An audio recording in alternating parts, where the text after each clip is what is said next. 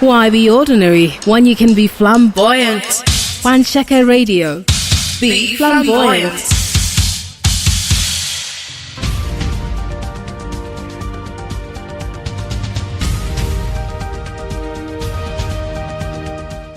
Good evening, and here are the major stories for today. The Lagos State Government has announced that the Third Mainland Bridge will be temporarily shut down for 4 days, starting from midnight of August 23 to midnight of August 26, for investigative maintenance tests to be carried out.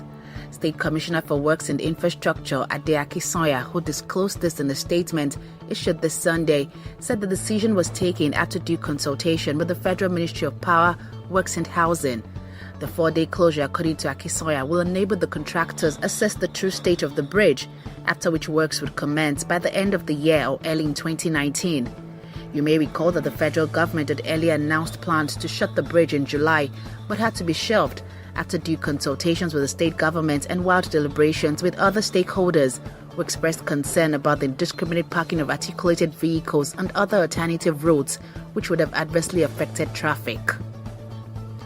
The Oyo State Council of Nigerian Union of Journalists has condemned the demolition of Yinka Ayefele's music house, in which his radio station Fresh 10.9 FM is located.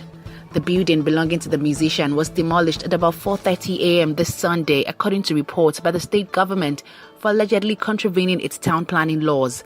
A statement jointly signed by the council's chairman Adeomi Faniro and secretary Bola Ogunlayi said it was highly disturbed that the building was demolished when the matter was before a court of competent jurisdiction. The council expressed concerns about the fate of the journalists and other media workers in the establishment, as well as the loss suffered by the owner of the broadcast outfit. It therefore called on the state government to relocate the station to another site and ensure the smooth takeoff of its operations. The candidate of the People's Democratic Party, Garba Ahiya, has won Saturday's Tarkum 1 state constituency by-election into the Taraba State House of Assembly to fill the vacant seat of the late Hosea Ibe, who was kidnapped on December 31, 2017 and murdered by his abductors in January this year.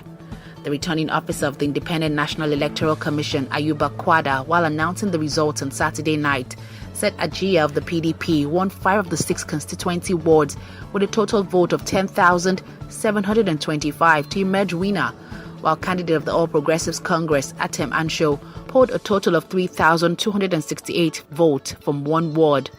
According to him, the total number of vote cast was 14,717. Total number of valid votes was 14,337, while 380 votes were rejected.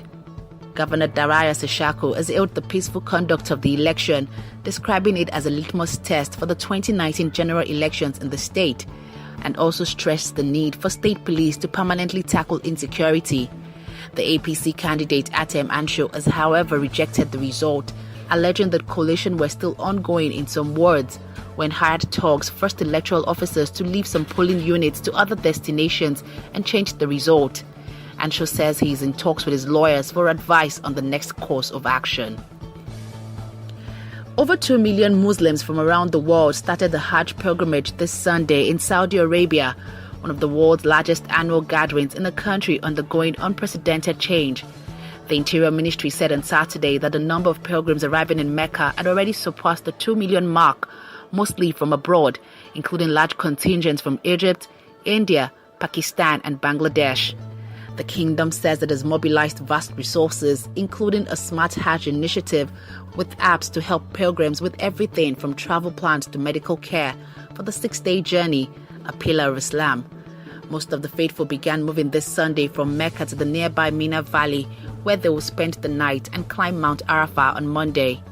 Every Muslim is required to complete the Hajj journey to Islam's holiest site at least once in a lifetime, if they are healthy enough and have the means to do so. In another development, Nigeria's ambassador to Saudi Arabia, Mohammed Modibo, has urged the federal government to ban unemployed Nigerians from traveling to the kingdom in search of jobs, so as to save Nigeria's image. Modibo made the appeal during an interview with newsmen in Mecca and said he has sent a letter through the Foreign Affairs Ministry for the government to ban such people because they suffer in the kingdom. He also appealed to Nigerians to try as much as possible to get something doing in Nigeria instead of traveling to Saudi Arabia. just as he noted that the embassy was concerned about the increasing cases of women working as maids that are being abused and some unscrupulous Nigerians involved in drug trafficking. In international news, rescue efforts are being intensified in the flood-hit Indian state of Kerala, where monsoon rains have eased for now. The Indian Meteorological Department has removed a red weather alert from all districts, although some areas are still underwater. Over 350 people have died in the floods and thousands remain stranded. Officials say rescue teams have focused on the riverside town of Chenganur, where as many as 5,000 are feared to be trapped. Meanwhile, India's Air Force and Navy helicopters are airlifting stranded people from rooftops and dropping food supplies to those they cannot yet reach.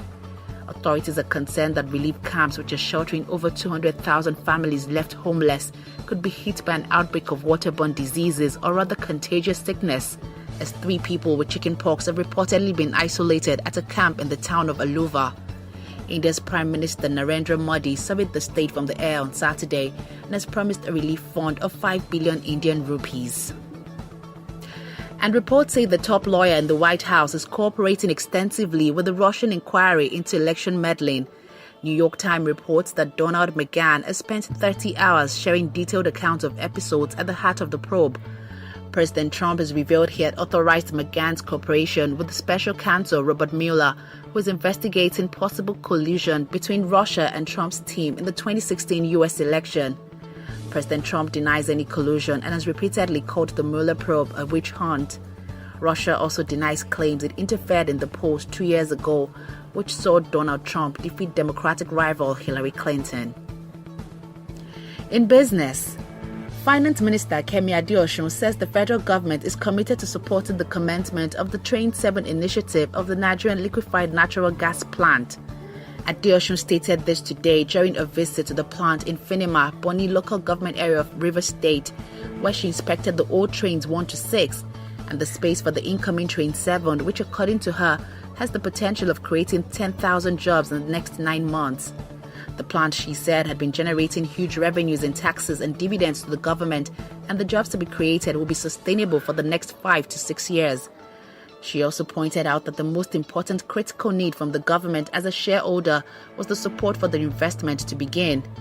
The minister noted that the federal government had made fiscal changes to enhance the competitive position of the plant by removing the disparity in VAT in tax treatment between imported and local liquefied petroleum gas, so as to give an additional market share to the locally produced liquefied petroleum gas as approved by the Federal Executive Council. And the Independent National Electoral Commission is to partner the Enugu State business community to ensure a hitch-free 2019 general elections in that state. INEC's Enugu Resident Electoral Commissioner Emeka Ononomado disclosed this today during INEC's meeting with business stakeholders in the state. Ononomado said the business community has a high stake in elections, as outcomes of elections or governance affect business directly or indirectly, and therefore it is in the interest of INEC to expose and enlighten the sector on its roles to support the Electoral Commission in ensuring credible and smooth elections. Ononomado noted that INEC had taken its advocacy and CVR registration to banks, markets, communities and other public places in the state to ensure it carried everybody along in the electoral process. Speaking on behalf of the sector, Director General of the Enugu Chamber of Commerce, Industries, Mines and Agriculture, Emeka Okereke, lauded INEC for being proactive and doing wider consultations ahead of the elections. In entertainment, at least 14 Backstreet Boys fans have been injured after a metal-structured and outdoor concert venue collapsed in a storm in the U.S. state of Oklahoma. The venue hosting the concert, Windstar World Casino and Resort, said in a statement that it had asked its patrons to seek shelter from the storm at about 5 p.m. local time on Saturday, after lightning was spotted within 4 miles of the site. But about 150 patrons who were standing in line for the Backstreet Boys concert did not heed the staff's warnings. The statement added, all of the people injured were taken to hospital and 2 have since been released. The US band has in the meantime announced the cancellation of the show via a tweet, saying it never wanted to put its fans in harm's way. And Nick Jonas and Priyanka Chopra have confirmed they're engaged after just a few months together. The Texan singer, formerly part of the Jonas Brothers, and the Bollywood superstar held a private engagement ceremony in Mumbai on Saturday. The pair's engagement has been rumored for about 3 weeks, but they had not confirmed until now. No date has yet been announced for the wedding. The couple broke the news by sharing identical photos from the ceremony on their respective Instagram pages, with Jonas calling Chopra, quote, the future Mrs. Jonas. At 25, Jonas, who is a decade younger than Chopra, is said to have proposed to her in London in June after reportedly closing down a jewelry shop to buy her an expensive engagement ring.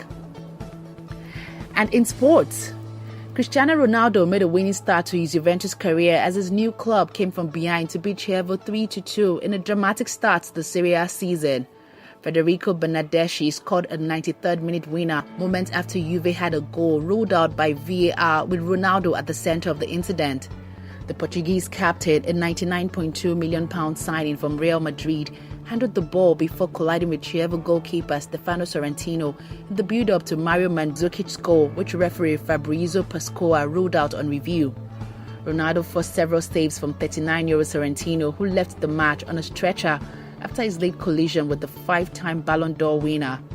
Sorrentino suffered a fractured nose, bruised shoulder and whiplash, and was later released from hospital. And Aguero scored a hat-trick as Manchester City continued its strong start to the Premier League title defense by beating Huddersfield 6-1 at Etihad Stadium. Pep Guardiola's side, which beat Arsenal 2-0 last week, did manage to hold City at bay for 25 minutes, have 2 defeats from their first 2 matches of the campaign. Huddersfield did manage to hold City at bay for 25 minutes, but was undone when goalkeeper Ederson picked out Aguero with a pinpoint pass, and the striker drew out Terrier's keeper Benrahma before lifting the ball into the net. Gabriel Jesus added a second goal 7 minutes later before Aguero seized the hammer error to score his second goal.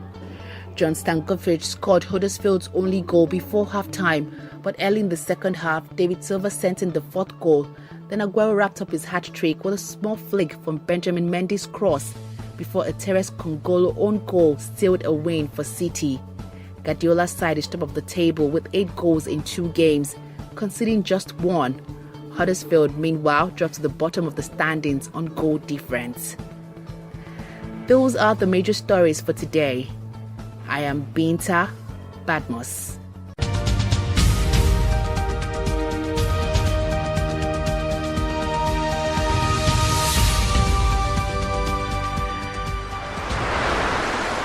Why be ordinary when you can be flamboyant? One Checker Radio.